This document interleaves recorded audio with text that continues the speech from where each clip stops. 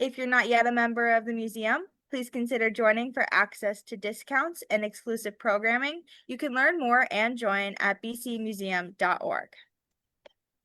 So now let's learn a little bit more about tonight's presenter. Dr. Paul A. Tenkotte is an award-winning professor of history at Northern Kentucky University. He has published 19 books, authored chapters and essays for 13 additional books, and written and edited more than 600 articles and book reviews for a wide range of publications. In addition, he has participated in 23 television documentaries, including his 2018 national PBS debut, 10 That Changed America, Engineering Marvels. Tenkotte is editor of the weekly R. Rich History column in the Northern Kentucky Tribune, an online publication of the nonprofit Kentucky Center for Public Service Journalism. Currently, he is co-directing a nonprofit regional initiative of the Kenton County Public Library entitled Orville, Ohio River Valley Innovation Library and Learning Engagement. He also serves as chair of the History and Heritage Committee of the Ohio River Valley. Welcome, Paul. Thank you. Thank you very much. So now a quick reminder before we get started. We love participation from our viewers. So please leave any questions or comments you have in the chat or the Q&A feature, and we will be sure to get those at the end of the presentation.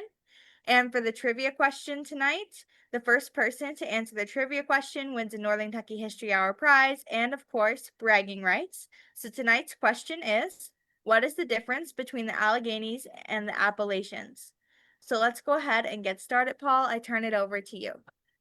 Well, welcome. I'm glad to be here. Our presentation this evening is called Engineering the West, the Routes That Connected the Ohio Valley to the East Coast. I do want to tell you a little bit about the Orville Project, the Ohio River Valley Innovation Library and Learning Engagement, which is an official project of the Kenton County Public Library. We are putting out free online, that is open access books and resources. So they're all free, they're all online and open access. And the first of these to come out is the first volume in what is a proposed 3-volume series entitled, at least the subtitle is, The Ohio River Watershed and the Making of America. The first volume is out. It's called Innovation Nation. It consists of something like 13 chapters now. We're adding 2 more chapters to it in the next month or so. And like all online books, it is available in several formats. So you can read it on your smartphone. You can download it and read it on your iPad or your desktop or laptop. And you can find the book here at the left, as you can see, at that particular link, or just by putting Innovation Nation, Tenkotte in your favorite web browser and finding it that way. All right, so let's go to the next thing. So a little bit, if you want to look at our clearinghouse website, it is available at orvillelearning.org, or you can look at, check out the QR code here. So I'll leave that there for, a few seconds so you can pick that up. The Ohio River Way History and Heritage Committee and the Orville projects are closely aligned and closely related. And the idea of these projects are to present a true view of the Ohio River watershed. In the past 100 years or so, American history has really been written from the standpoint of people at some of the major universities on the East Coast and on the West Coast, who have kind of largely ignored what's happened here right in the middle of America and what happened here and what was the first gateway to the West, and that was the Ohio River watershed. And we're calling it the West because it was indeed the first West before the Far West or the Wild West, as we would later know it. The Ohio River watershed is a huge area. 8 states border it, but 14 states include part of it. It includes major cities like Pittsburgh, Pennsylvania, and Columbus, Ohio, and Indianapolis, and Cincinnati, and Dayton, Lexington, Louisville, Evansville, Charleston, Nashville, Knoxville, Chattanooga, Huntsville. And so we want to tell that story and tell how innovative this region was. So first of all, we're going to look, and our major theme tonight is how in the world did the early settlers, so this is very much in line with our 250th anniversary celebration of America this year. How did those early settlers get past tremendous hurdles and obstacles from the East Coast across the Appalachian Mountains and make it into the interior? And we would be remiss if we did not at least mention, and they deserve much more than a mention, but I'm not an expert on Indigenous Americans. So I only want to say this. Obviously, before any Anglo-American settlers came west, and even before some of the early traders like the French fur traders and others came west into the Ohio River watershed, there were Indigenous Americans living here, trading here, using the watershed and the tributaries to the watershed as lines of communication and trade. They also used roads, that many of these roads were really laid down by buffalo and other animals that were in search of salt licks. And we just show some of those salt licks here in this little map of Kentucky. You know, every animal to survive needs salt. And in some places like Grant's Lick, which would have been in Campbell County, and Blue Licks, you would actually, which is Robertson County, the animals would gather, like the buffalo, and as they would proceed to go to the salt licks, they sought the easiest routes available, oftentimes along the ridges of hillsides, etc. And they kind of pounded down the dirt, and certainly got the herds of the buffalo, certainly got rid of a lot of the foliage as well. So those roads pounded down by buffalo and other herds of animals were used by early Indigenous Americans, and they would later be used by Anglo-American settlers to make it to the interior. But before we can start that, we have to do a little lesson of geography. And you're going to see repeated quite often this evening, a tale of two plateaus, a tale of two Cumberlands, a tale of two whatever. And it's kind of an easy way for us to kind of look at the geography, to look at the obstacles and hurdles in the way of the early Anglo-American settlers. And so first of all, we want to start with some basic geography of the Great Appalachian Valley. I mean, we sometimes just call it the Appalachian Mountains. But actually, it's sort of like if you would imagine a multi-layer cake, you know, where a cake has about 4 or 5 different layers, but you tilt it on its side, then you've got an understanding of what the Appalachian Mountains really are composed of. They're composed of different geological kind of sections. And I'm not going to go into the geology tonight, but I do want you to realize that it wasn't just a matter of crossing over one range of mountains to get out to the west, to get out to the Ohio River watershed. It was much more difficult than that. You were really crossing over 4 or 5 different mountain ranges and barriers. So the first thing I want to do is just point out, you know, here's the eastern coast, right? And between the eastern coast and the Piedmont is an area where things really, the elevation really drops precipitously. It's sometimes called the fall line, and you'll get waterfalls and you'll get rapids along the fall line. And oftentimes cities grew up at those fall lines because you would have to transport the goods from the upper elevations to the lower elevations and vice versa. And so that made for lots of jobs. Some of those cities we know, like Augusta, Georgia, was one of those cities. Another one was Richmond, Virginia, which was kind of on the fall line. Another one would have been Columbia, South Carolina. And in New Jersey, I think it was Trenton, New Jersey. Those are some examples. Well, after you get beyond the coastline and the fall line, you call into the Great Appalachian Valley or the Appalachians. And the first section that you actually reach is called the Piedmont. And the next section after that is the Blue Ridge Mountains. Those include the Great Smoky Mountains. Then beyond that, you have what's called the Ridge and Valley and the Great Valley. This is kind of where the Shenandoah River Valley lies.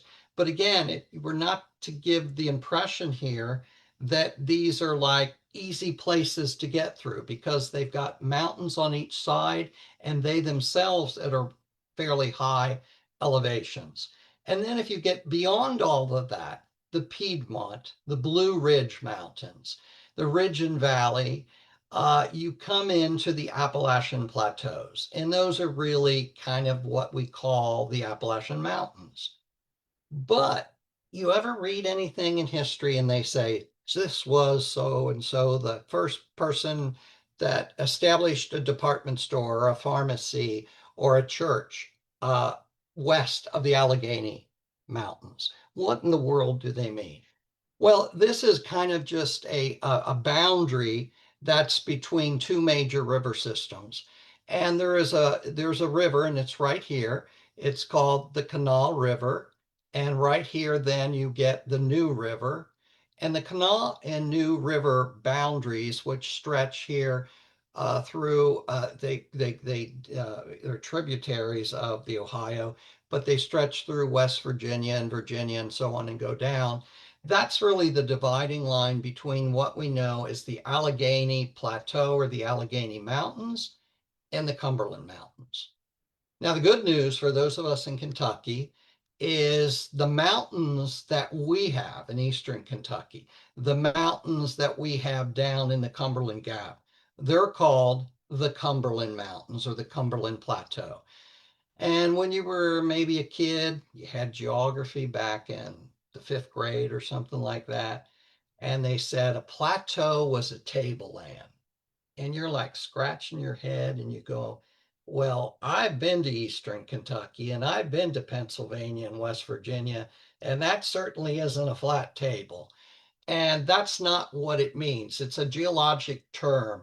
Actually, those were areas that were geologically uplifted and flat, but over the years, the rivers, wind, rain have carved the very, very ancient Appalachian Mountains out of a plateau.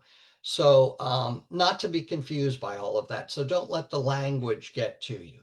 The main thing to remember here is the Alleghenies are a part of the Appalachian Mountains. Some people call them the Allegheny Mountains because they sure look like mountains, right? If you want to be a geologist, you might want to call them the Allegheny Plateau. But the important thing is there were a lot of impediments and obstacles in the way of Anglo-American settlers moving west. And it was getting past these very tall mountains. Some of you may have been to Charlottesville, Virginia, and that is located right there. And it is in the Piedmont, but literally, if you only go, and if you've been to Charlottesville, it's hilly, right? If you go 20 miles to the west, you're in the Blue Ridge Mountains. And the Blue Ridge Mountains, as we said, were separated by the Ridge and Valley. And look here, what went through the Ridge and Valley, a very old road, sometimes called the Great Valley Road. And by the time you get down to Roanoke, it's called the Wilderness Road. This is the road that Daniel Boone took into Kentucky and took through the Cumberland Gap. And again, don't be concerned. A road back then is not what a road was today. It was a road that was worn down by lots of traffic and by people cutting down what they could, trees and other things in the way, but they were mud roads. So you can imagine how impassable they would have been at certain times of the year. So Daniel Boone's Wilderness Road went through in our tale of two Cumberlands, the first Cumberland, and it's the one that is more properly named because it goes through the Cumberland Plateaus, the Cumberland Mountains, where the water generally flows into the Cumberland River. So the Cumberland Gap, and many of you have probably been to the Cumberland Gap. Here, in fact, we see a very old postcard showing the 80-mile, well, it doesn't show 80 miles. You have to just imagine the 80 miles gap through the mountains. And here they're saying number 1 is the Three States Corner, and here 2 is the historic Cumberland Gap, a gap between the mountains, as they say, early gateway to the west. And this is how Daniel Boone got into the interior of Kentucky, including Boonesboro. Now, this is a really interesting photograph. This one is from the Library of Congress and was taken about 1907. And that is the old high bridge on the Cincinnati Southern Railroad, south of Lexington. And over here you see an old road. And that is actually part of the old Wilderness Road. So if you want to just kind of get an idea of what a road would have looked like, that would not have been like our modern roads, concrete or blacktop. It does look like this one at some point, some people had put some stones down, but then, they might have just been stones that were there. So the Wilderness Road never really became like a macadamized road, which was like a real popular thing in the 1850s, etc. But it wasn't the only road that went across the mountains. So here we showed you that Great Valley Road and how it becomes the Wilderness Road, and shows you how the Wilderness Road went in and then split into a couple different branches. One went into the Frankfort area and one went into the Louisville area. Then up north, where you've got Pittsburgh, and Pittsburgh is literally the headwaters of the Ohio River. That's where the Ohio River's formed. And it's formed, as many of you know from your school boy and girl days, when the Allegheny and the Monongahela come together at the point of Pittsburgh to form the 981 mile long Ohio River, which is literally the largest in terms of volume of water tributary into the Mississippi River. So very early on, coming from Philadelphia, we're going to talk about a couple of world wars that were fought in the Ohio Valley watershed and in this whole area of the West. And some of those very early military roads, again, were old Indian roads, Forbes Road, Braddock's Road, coming in near Pittsburgh. And then we'll also talk tonight a little bit about Zane's Trace, going from Wheeling to our favorite place, one of my favorite towns, Maysville. And then we'll also be talking about some other roads as well. So, a tale of two plateaus. What do we have? We have the Allegheny plateaus, or plateau or mountains, north of the Canal River, Canal New Rivers in West Virginia. And we have the Cumberland Mountains which lie in Kentucky and other places that are south of that, or plateau. So we have the Cumberland Gap, which is in the Cumberland Mountains, and which Boone and other people used to come into Kentucky. That was one way. And then we have the Cumberland Narrows, which is a little more weirdly named. I mean, it's like, just confuse people, like Cumberland Narrows, Cumberland Gap. And it was part of, there used to be a fort here during the French and Indian War called Fort Cumberland. And that was in 1754, 1755. So that's where the name came from, and Cumberland is a British name, as in Lord Cumberland. To the right, you actually see Cumberland, Maryland, and you see what is the Wells Creek going through these very steep mountains. And they call this little gap the Narrows because it's a narrow gap going through the mountains. And you can actually see here in this photo, which is about 1912 and also from the Library of Congress, there were railroad tracks that were going through the mountains here, Wells Creek, roads, etc. And so this was another way that people in the north passed through a northern narrows or gap. So now we have two plateaus, two different mountains, two different Cumberlands. Now we're going to talk about two different world wars.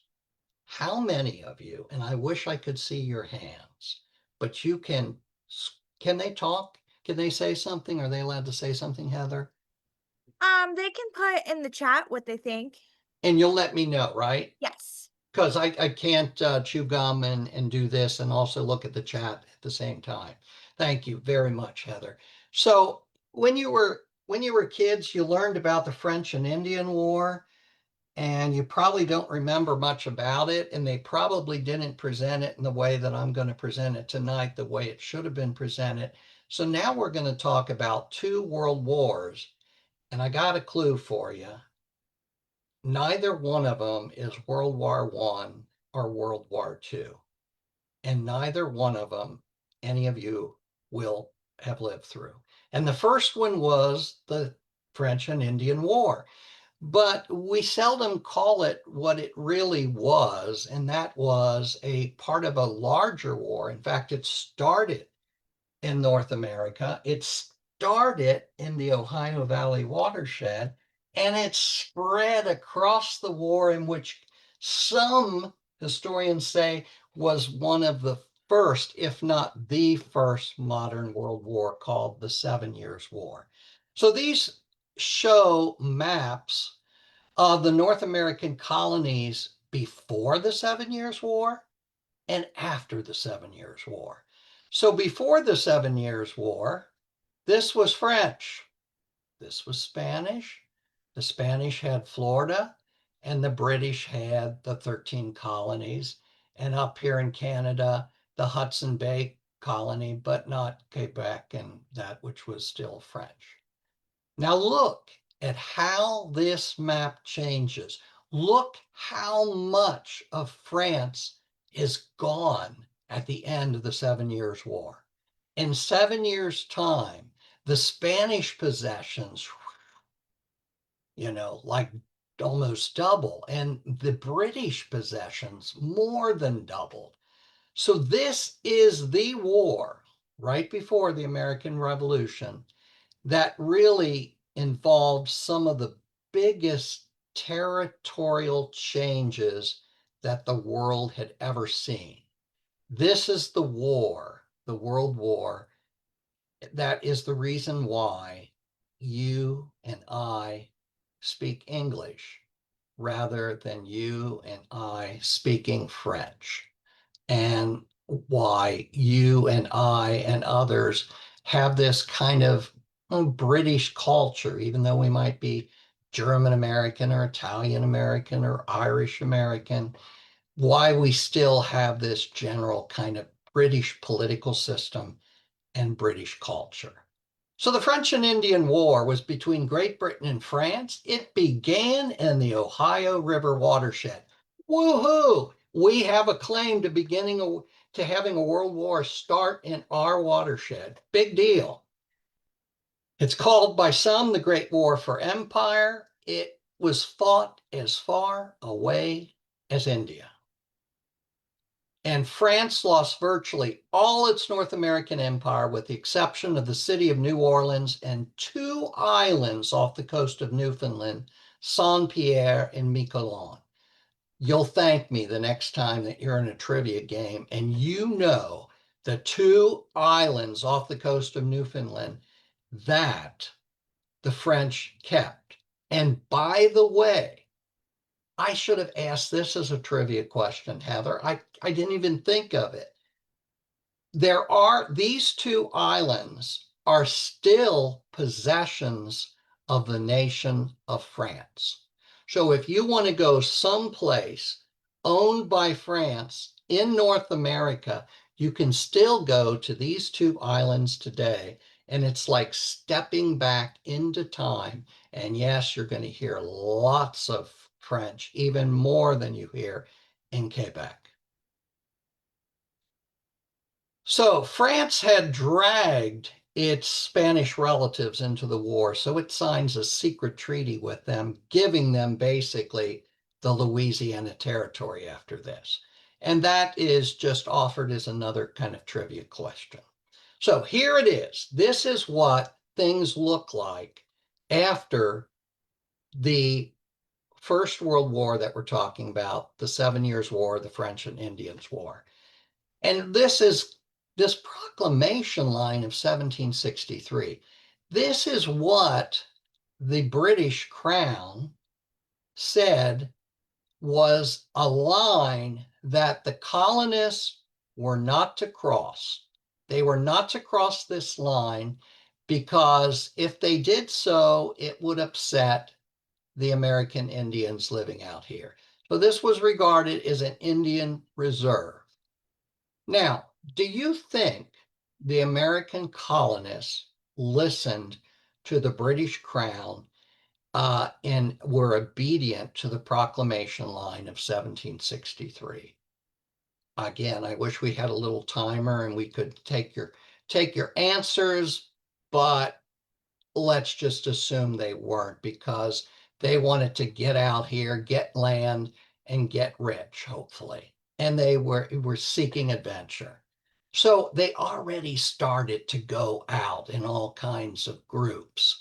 And they started to get into fights and wars with the Indians.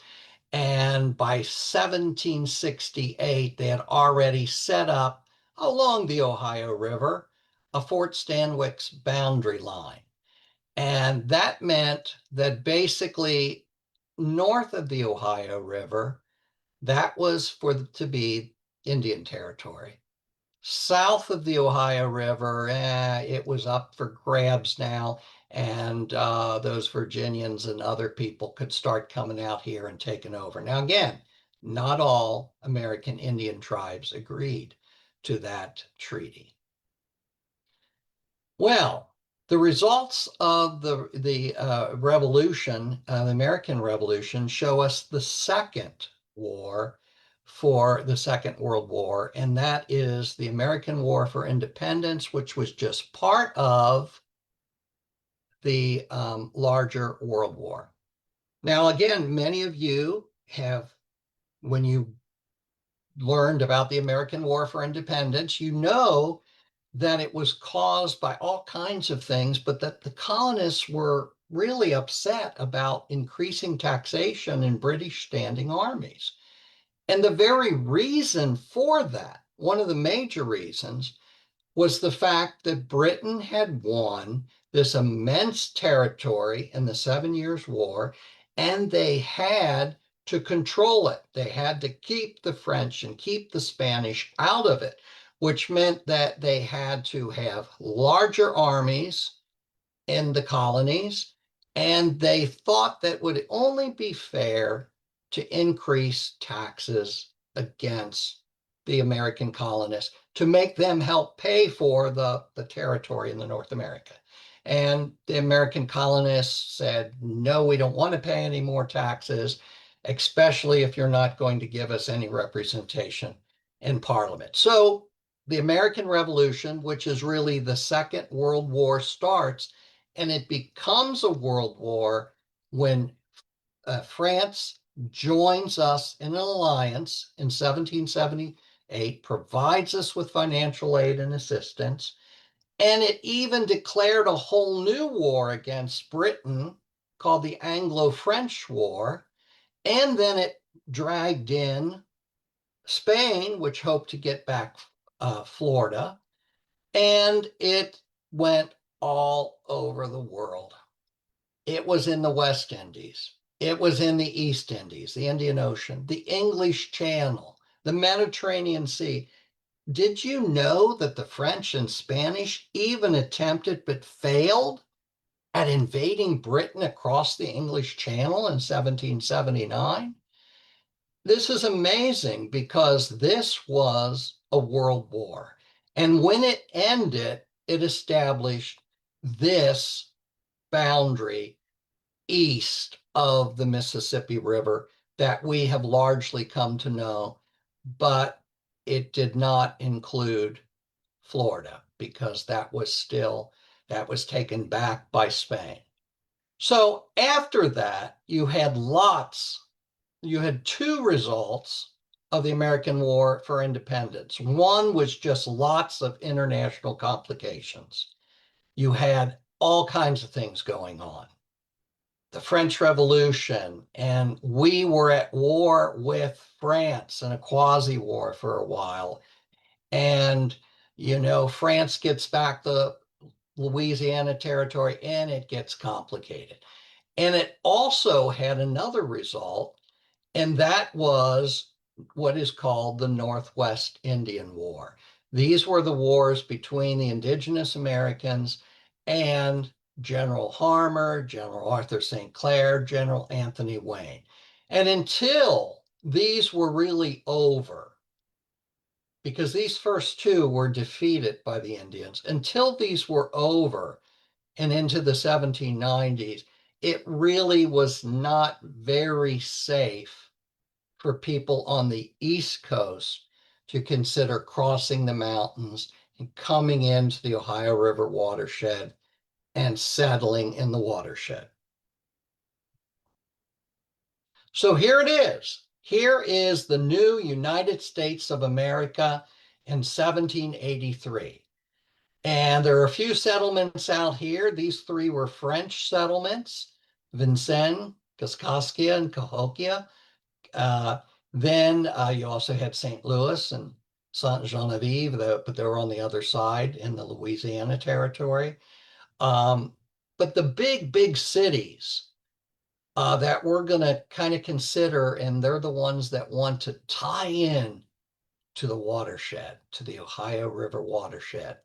The big cities and the big ports were Boston, New York. Now, Boston's going to have some trouble because they're kind of landlocked. They can only do what New York allows them to do. So New York wants to get out here into the Ohio River watershed. It wants to trade with people out here. It wants to import raw materials from here, and it wants to export goods, products. New York is one. Another one is Philadelphia. And another one is Baltimore, here at the head of the Chesapeake Bay. Also, a little bit you're going to hear about Washington, D.C., which of course is a little later, but also Charleston, South Carolina.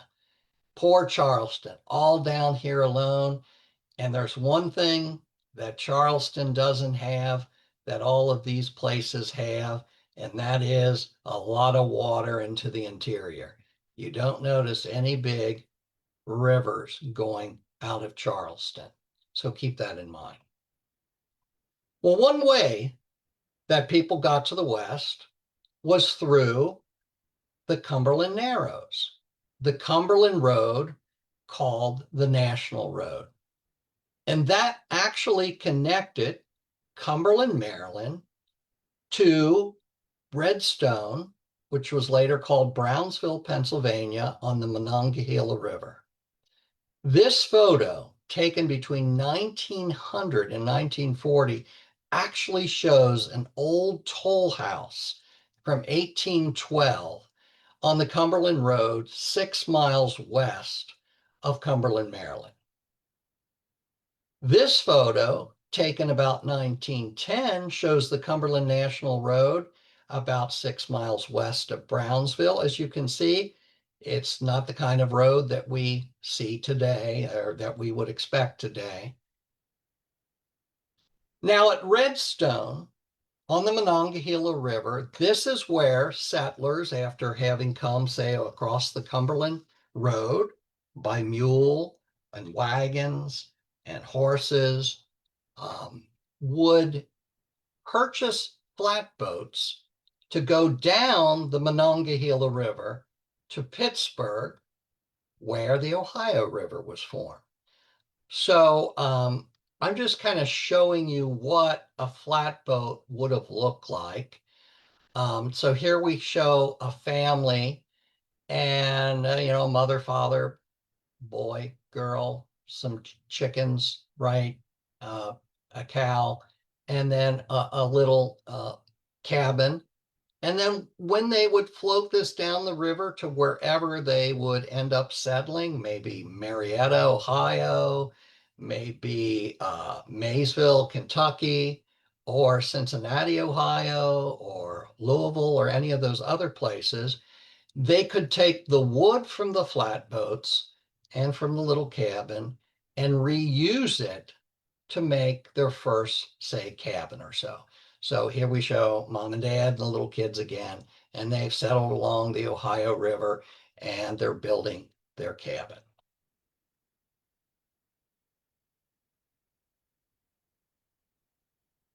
It's not the only two. So we have two mountain systems, Allegheny and Cumberlands. We have two Cumberlands, gaps. One is a gap and one is a narrow. We had two wars to overcome, world wars. Now we've got two steam technologies that we need to consider. And the first was the steamboat. The first steamboat on the Western waters on the Ohio River was 1811, and it was called the New Orleans. And this is the best kind of replica that this was actually built for the centennial of the New Orleans in 1911. So this comes courtesy of the University of Wisconsin-Madison Libraries. This is what the side wheel New Orleans would have looked at, like with its stacks there and its pilot house up in front of the stacks. There were three guys involved in this: Robert Fulton, Nicholas Roosevelt, the Roosevelt family out of New York, Robert Livingston. It was built in Pittsburgh. It sailed in autumn of 1811, and something happened. Two things happened. We're going to continue the theme of two. Two weird things happened when the New Orleans made its maiden voyage.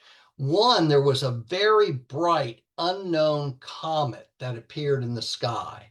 So some people are going like, oh, this, they were superstitious. People are still superstitious. They were going like, oh, what does this mean? Is it like going to be the end of the world? I mean, we've got this steamboat, never saw one of those.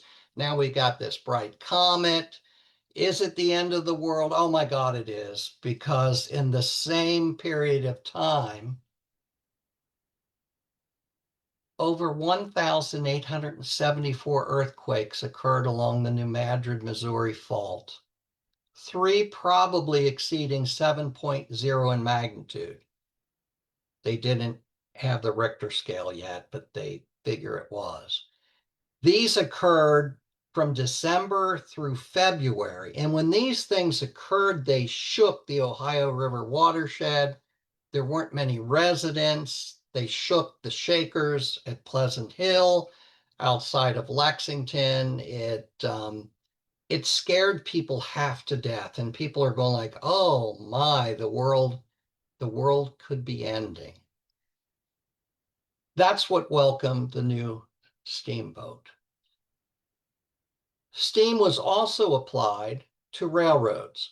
And it's really important to realize that the first successful railroad in the world was only in 1825 in England. And the first one in really the United States was a railroad that broke ground in 1828 and adopted steam in 1831. And we're going to talk about it again. But it was called the Baltimore and Ohio. And it was called the Baltimore and Ohio because the people of Baltimore said, we have to build a railroad and get eventually to the Ohio River because we want to trade with the people in the Ohio River watershed. That is the next big area. We need what they have. They have coal. They're going to have wheat and grain and tobacco and corn and everything. And we want to sell them goods that we've made and goods that we've gotten from Europe. So very early on, the railroads, the earliest railroad in the United States is looking at connecting, and it does connect with the Ohio Valley. But in 1830, the first scheduled steam railroad train in the United States was the Charleston and Hamburg in Charleston, South Carolina. Because guess what? Baltimore wasn't the only place that wanted to connect to the Ohio watershed. So did Charleston, South Carolina. In fact, in the 1820s and 1830s, they were already proposing Cincinnati and Charleston, and it was supported by really important people like a former U.S. Senator and governor of South Carolina, General Hayne, and by this guy, General James Taylor of Newport. They were proposing a railroad to Cincinnati on the Ohio River. It probably would have happened, except the Kentucky General Assembly got really, really greedy. And it said the only way we're going to approve a railroad, charter a railroad going through Kentucky, is if you take care of, because we don't want it to go to Cincinnati. If you take care of Lexington, Louisville, and Maysville, in other words, you have to build 3 branch lines. 1 to Cincinnati, 1 to Louisville, and 1 to Maysville. Well, this made this too expensive. It's only 1830s, 1836. People don't have that much money in the Ohio River watershed or in Charleston to make this happen. And to make it worse, there was a giant economic depression that occurred in 1837. So they actually were surveying for this railroad. And although they proposed a couple of routes, the easiest, the clearest map that I could make of what they were going to do.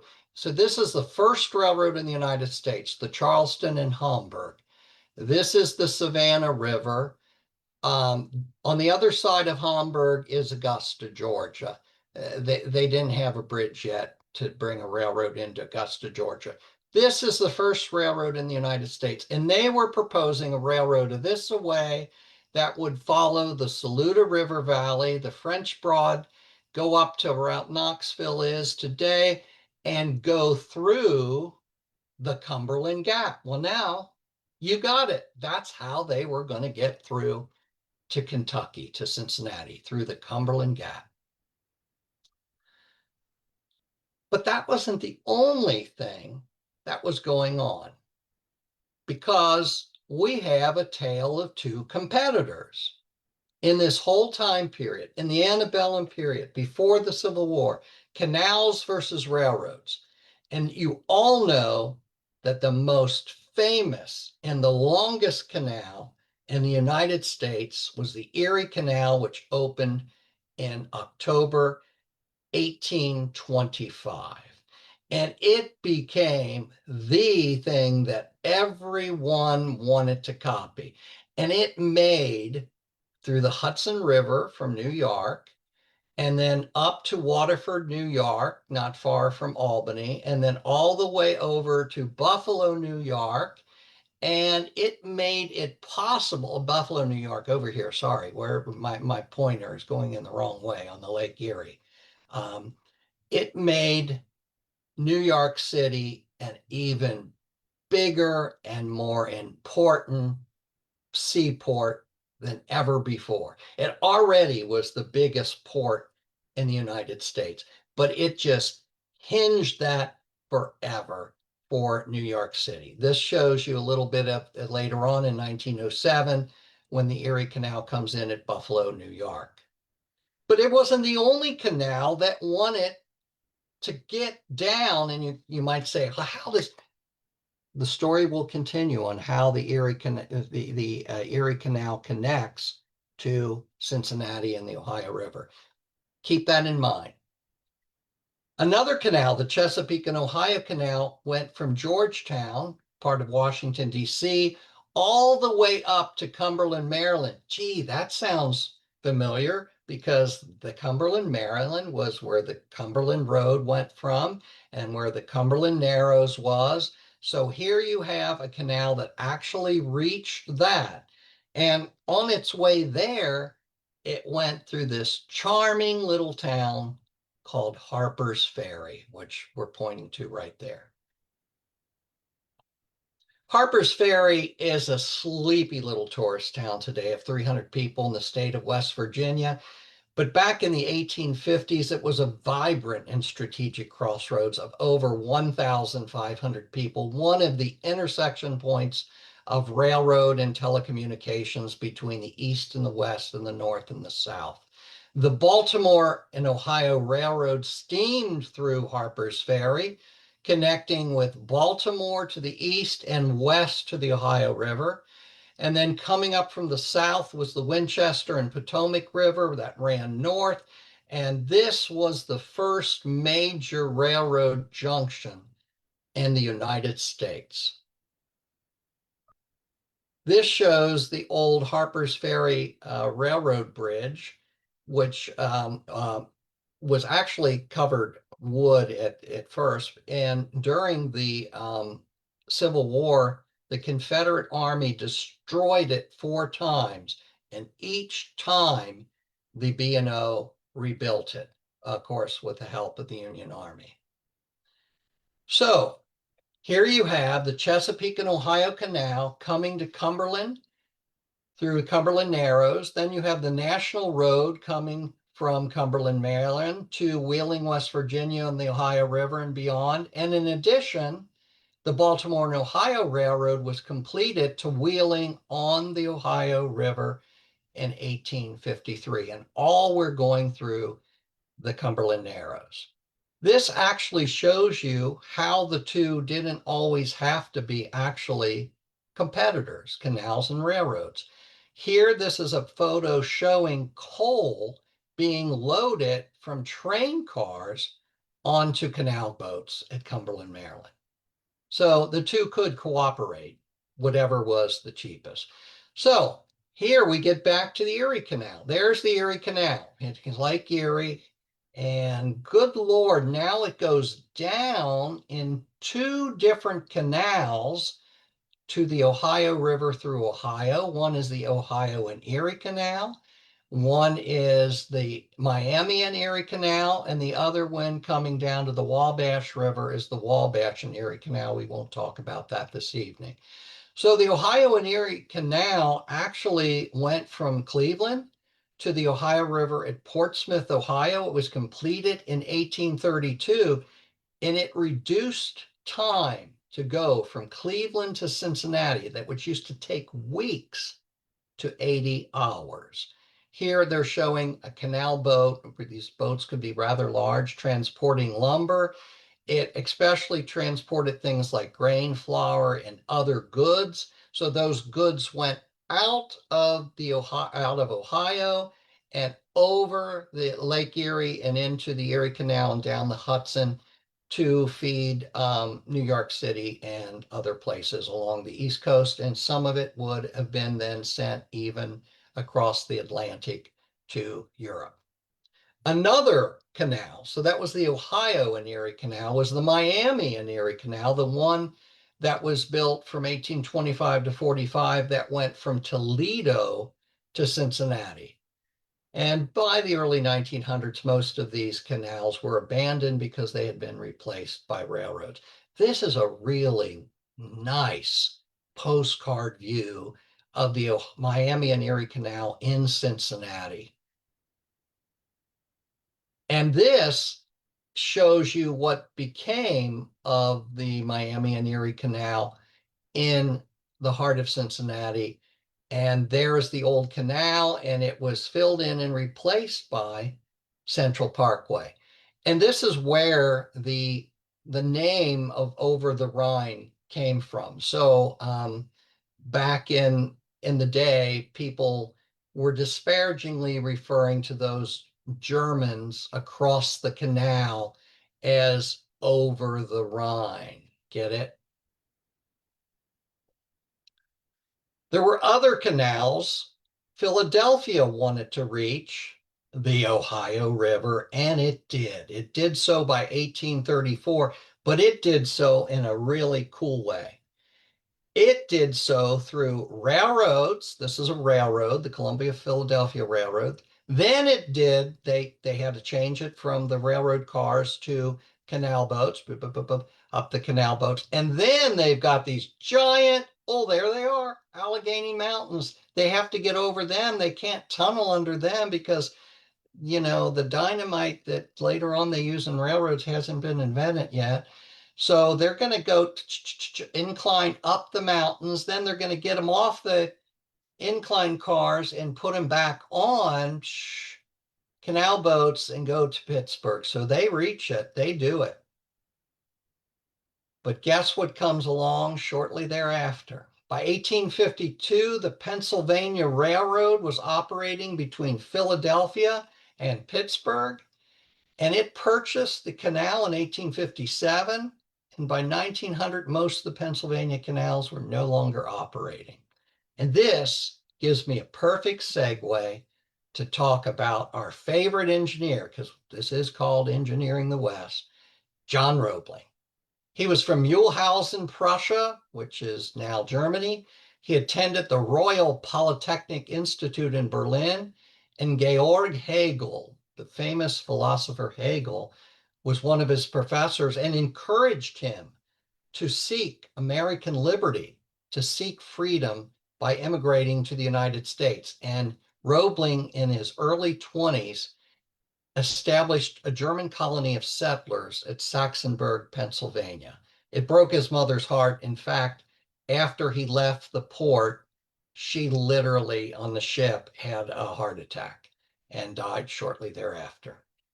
Well, supposedly, John Roebling at one time saw one of these portage railroads that went up. Here it is. It's taking a canal boat up a hillside as one of the portage inclines. And these ropes that were pulling the boats up were originally made of Kentucky hemp. And they tended to be under a lot of tensile stress. And he supposedly witnessed an accident where the rope broke and it killed 2 men. And he said, this should never happen again. If we don't use hemp rope, we ought to use wire rope. And he patented his own wire rope in 1842.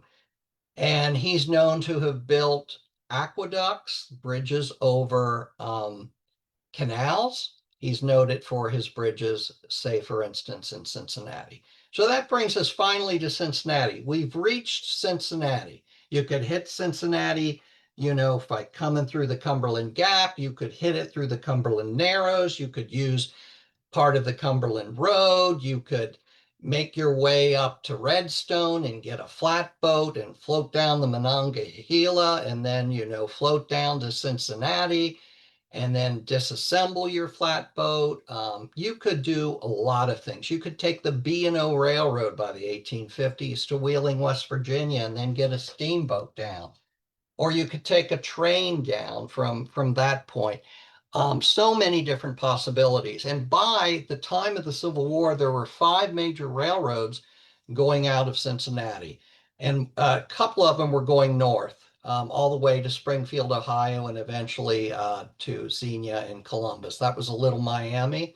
Another was going all the way up to Hamilton and Dayton. Another one was going all the way east to Marietta on the Ohio River. So again, everybody is taking the route of the Ohio River. And another one that's absolutely and completely amazing was the Ohio and Mississippi, which went to Seymour, Indiana in 1854 and was completed to St. Louis, Missouri in 1857, except we have to say one thing.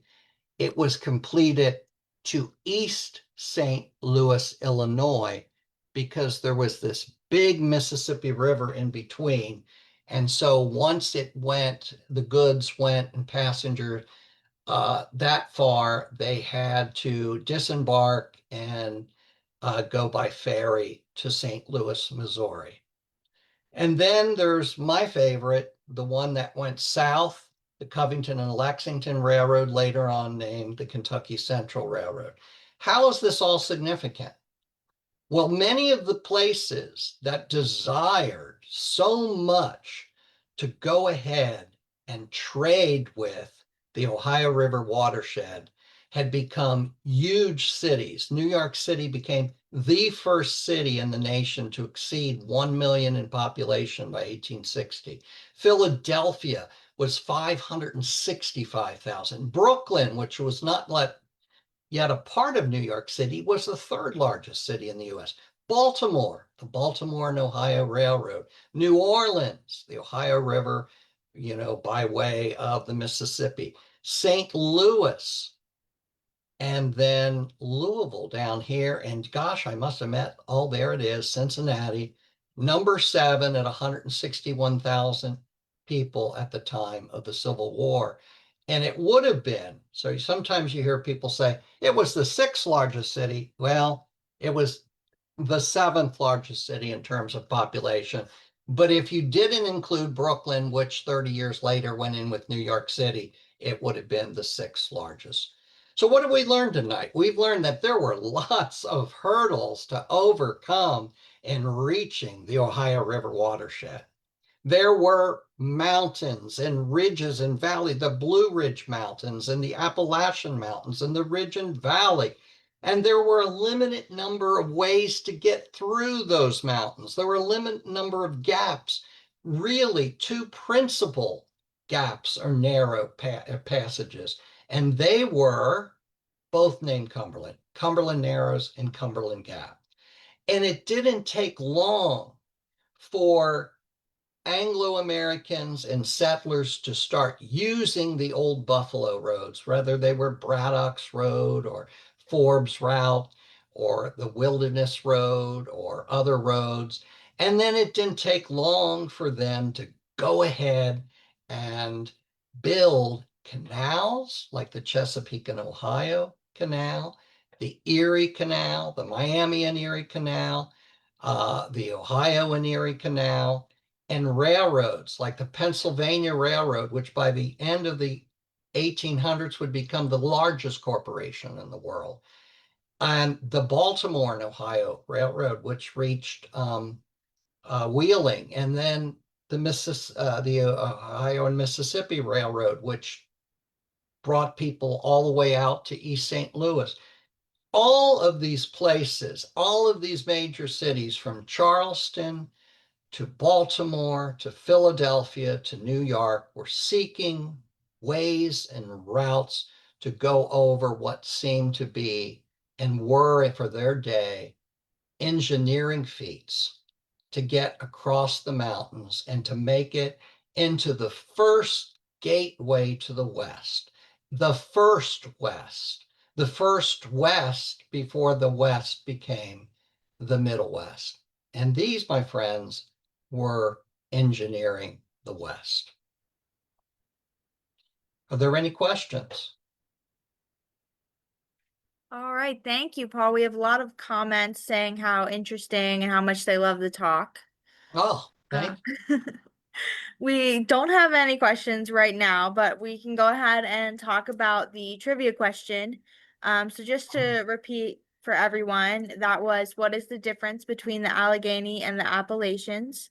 And the answer to that was that the Alleghenies are actually a part of the Appalachian Mountains. And Donna Bresser got that right. So congratulations, Donna. You will be getting your prize in the mail. For more Northern Kentucky history through the week, check out our Facebook page and our YouTube channel where you can find the latest Curators Chat along with all of our past Northern Kentucky History Hour presentations. Please like and subscribe. And that's all we have time for this evening. So thank you again to all of the sponsors and supporters of BCM. And thank you.